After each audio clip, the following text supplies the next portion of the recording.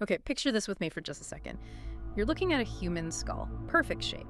But it's not bone. It's carved somehow from one solid piece of clear crystal. It seems to glow. And when you get closer, there are just no tool marks. Nothing. No seams. How could anyone, make something like this, especially ages ago? Just sits there, silent. But you feel like it's full of secrets. Ancient secrets. Maybe even something else entirely. That feeling, that mystery. That's exactly what we're diving into today. Welcome to the deep dive. We're unpacking the whole enigma of the crystal skulls. These are objects that, well, they really blur the lines, don't they, between real archaeology, mythology, and, even some pretty wild conspiracy theories. We've got a lot to get through. Definitely.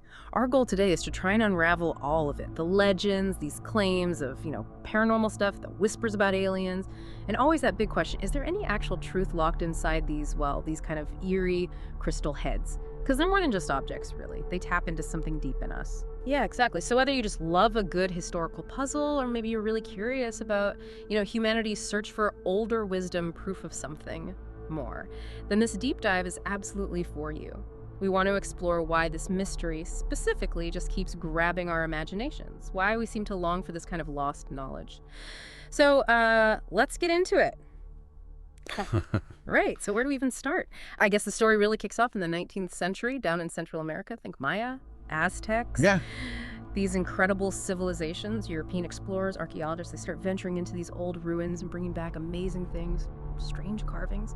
And among them, these skulls, sometimes life-size, super detailed, and sometimes just impossibly perfect looking. Mm-hmm. But there's one skull that really becomes like the icon for this whole thing, the Mitchell-Hedges skull. And the story isn't just about finding it, it's pretty dramatic. Apparently it was dug up back in the 1920s by this British adventurer, F.A. Mitchell-Hedges, and his adopted daughter, Anna, deep inside a Mayan temple ruin in Belize, a place called Lubantan. And it's not just the dramatic discovery story that makes it famous, is it? The skull itself. Mm-hmm. Tell us about that, because it sounds, unbelievable. Oh, it really is. The Mitchell-Hedges skull, it weighs over 11 pounds. Imagine that. And it's carved from one single flawless piece of quartz crystal. But the thing that really gets people and baffles modern experts is the jaw. It's intricate, anatomically correct, and it's removable. A removable jaw from the same block. Exactly. And think about quartz, it's a 7 on the Mohs hardness scale. Super hard stuff. So carving it at all back then is tough enough, but getting these precise interlocking parts perfectly smooth, no fractures, using only ancient tools, that just seems, beyond what we thought pre-Columbian cultures could do with stone carving. Anna Mitchell-Hedges even said later when she first saw it, she felt it was staring back at her as though alive. Wow. 11 pounds, removable jaw, single crystal block. It does sound almost too perfect. And yet, it wasn't the only one, right? You mentioned others started showing up. Yeah, that's right. Other skulls began appearing in Europe. They got sold to museums, private collectors. Each one kind of came with its own story about being ancient. The British Museum has one. The Musée de Quai Branly in Paris has another. But the really juicy part, the thing that sounds like it's straight out of an adventure movie, is this persistent rumor, this legend of 13, exactly 13 crystal skulls. Why 13? Ah, yes, the 13. That number takes us right into the realm of indigenous legends. Especially among the Maya and other Mesoamerican traditions, you find these stories, these profound tales about 13 sacred skulls. And they weren't just pretty carvings in these legends. No, they were said to hold immense power, left behind by gods or sometimes ancient star people, beings not from Earth. So, okay, not just artifacts, but potentially powerful objects left by star people, and there's a prophecy tied to them. Precisely. The core prophecy claims that when all 13 of these skulls are finally found and brought together again, they'll unlock basically everything, the secrets of the universe, where humans really came from, maybe even the fate of the entire world. Whoa. Yeah. Some versions get really specific, like you have to arrange them in a perfect circle, a certain pattern to activate them. Others suggest maybe they were scattered deliberately across the planet, meant to be found only when we, as humans, were actually ready for that kind of knowledge. That sounds like the kind of story that would really take off later on, did it? Oh, absolutely. Fast forward to the late 20th century, and this prophecy got huge traction, especially in New Age circles. And the way people saw the skulls shifted again. They weren't just archaeological finds anymore. They became cosmic hard drives, that was the term, like crystalline storage devices packed with energy, information, encoded with memories of lost civilizations, ancient tech, and even records left by ET visitors. The idea being that crystal, like quartz in our electronics, can store and transmit huge amounts of data. Cosmic hard drives. That's quite a leap. And it brings us right back to that basic nagging question. How are they even made?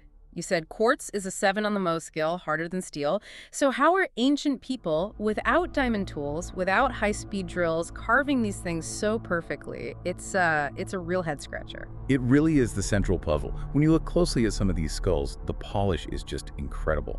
Often you can't see any tool marks, even with a powerful microscope. Some are even said to have weird optical properties, the way they bend light, or features like that Mitchell-Hedges jaw, fitting so perfectly it seems to defy gravity almost. For people who believe this is the smoking gun, proof they couldn't have been made by ancient humans, they must be extraterrestrial. Gifts, perhaps, from visitors. Like who?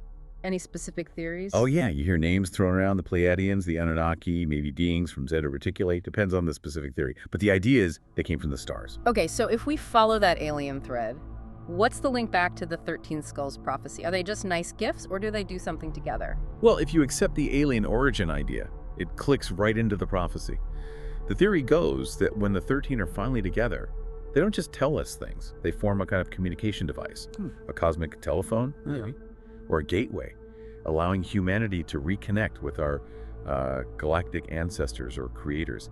It really elevates them from just old objects to potentially holding the key to our cosmic origins, which, makes you ask, why skulls? Why this shape? It's such a potent symbol. Yeah, that's a good point. Why not spheres or pyramids or something? Exactly, the human skull. I mean, it's universal, isn't it? It reminds us of death, sure. But also it's the home of thought, of consciousness, the soul for many cultures. So carving that symbol out of crystal, something seen as pure, eternal, maybe even energetic, it's like merging life and death, spirit and matter, right there in the object. Yeah. It's loaded with meaning. That makes sense. And you see that symbolism everywhere, historically. The Maya saw skulls as, like, portals to the afterlife. The Aztecs used them constantly, symbols of sacrifice, cosmic cycles. Even in Europe, alchemy, secret societies. The skull is always there, representing hidden knowledge. So it makes you think, maybe these crystal skulls aren't just art. Maybe they're meant to be keys, tapping into something deep, something archetypal in us. And it's not just ancient history. People today, when they encounter these skulls, report some really intense things, very personal experiences. You hear stories of people having vivid visions, like movie reels playing in their head just by being near one. Or hearing things. Yeah, faint humming sounds, or even feeling like voices are whispering messages straight to them. And then there are claims of sudden healing, bursts of psychic ability, even feeling like they're communicating with, well, otherworldly beings. Anna Mitchell-Hedges, the daughter who got the famous skull, she insisted her whole life it was supernatural. She claimed it would literally glow sometimes, make sounds, show her scenes from ancient history like it was some kind of crystal video screen. Wow. And even now, you have modern guardians for some skulls, like Max or Shah-Na-Ra.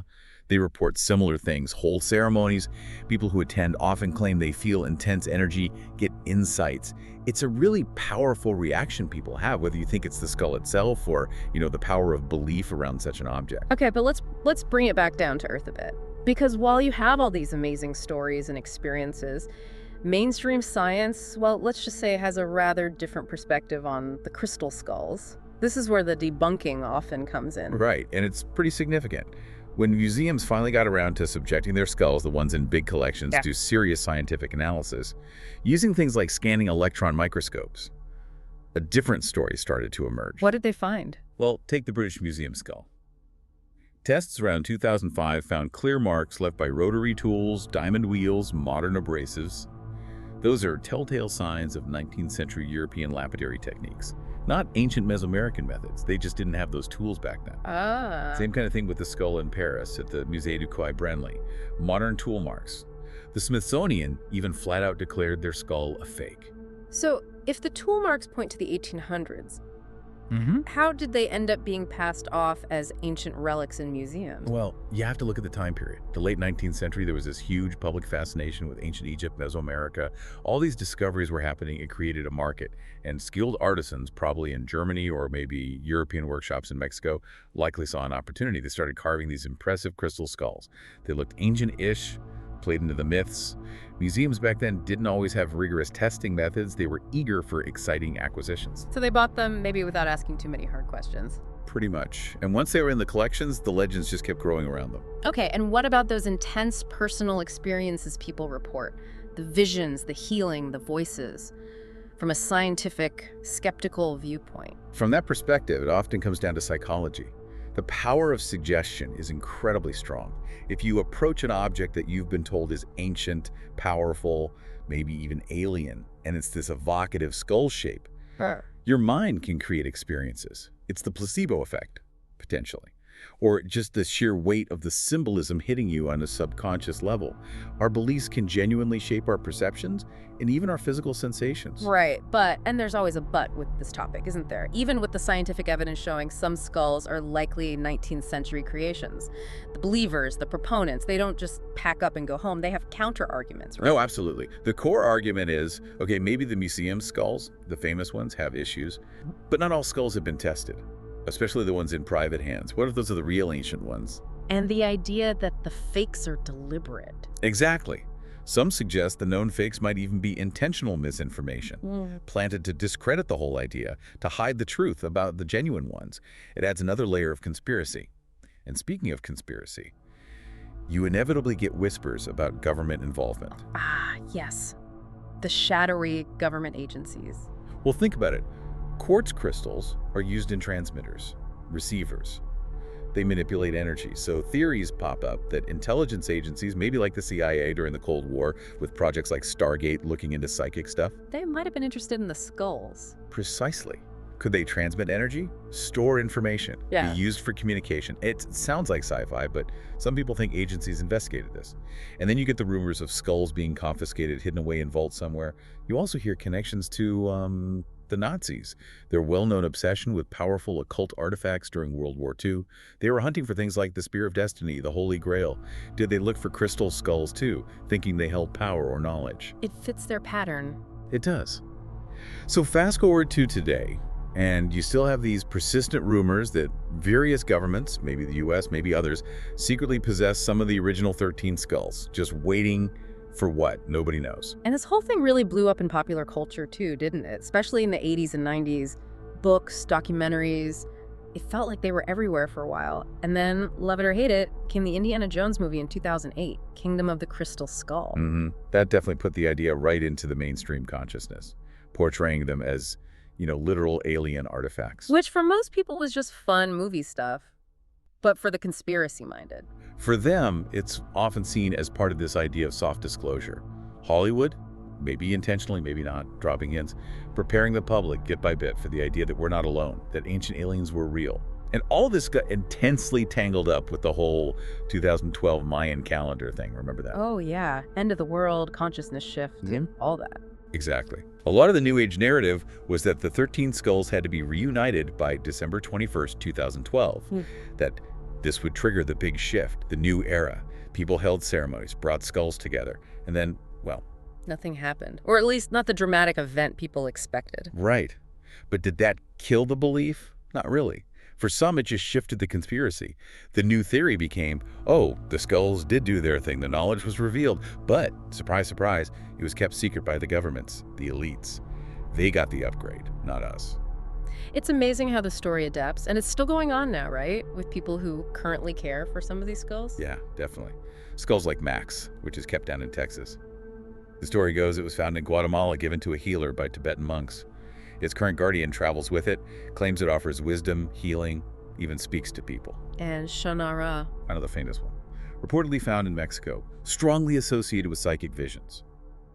The people who care for these skulls today, they host events, let people experience them. And they absolutely maintain that these are real, ancient artifacts, conduits for higher knowledge. The belief is still very much alive and active.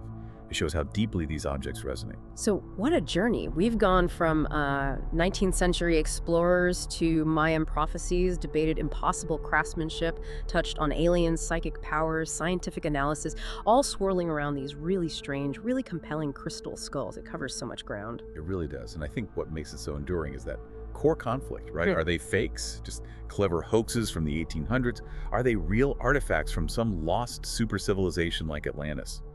gifts from ETs, or maybe just powerful symbols that speak to our own minds. You can find sources, arguments, pieces of evidence that seem to support almost any of those views. It leaves you hanging, in a way. Yeah, and maybe that's the point. Maybe what's truly fascinating isn't just the skulls themselves, but what they reflect back at us. This deep, maybe universal, human desire for lost knowledge, for proof we're part of something bigger, something cosmic, for a connection to the ancient past, or maybe even the stars. They kind of embody our own search for meaning, don't they? I think so. And even if, let's say, science eventually proves every single known skull is a modern creation, that initial spark, that possibility, it doesn't entirely vanish. There's always the lingering thought, what if there is one out there, one real one, a genuine relic from a time or a place we can barely comprehend? And that leaves us, I think, with a pretty profound final thought. If that ultimate crystal skull, the real deal, were ever truly found and revealed, would we as humanity actually be ready for whatever truth it holds?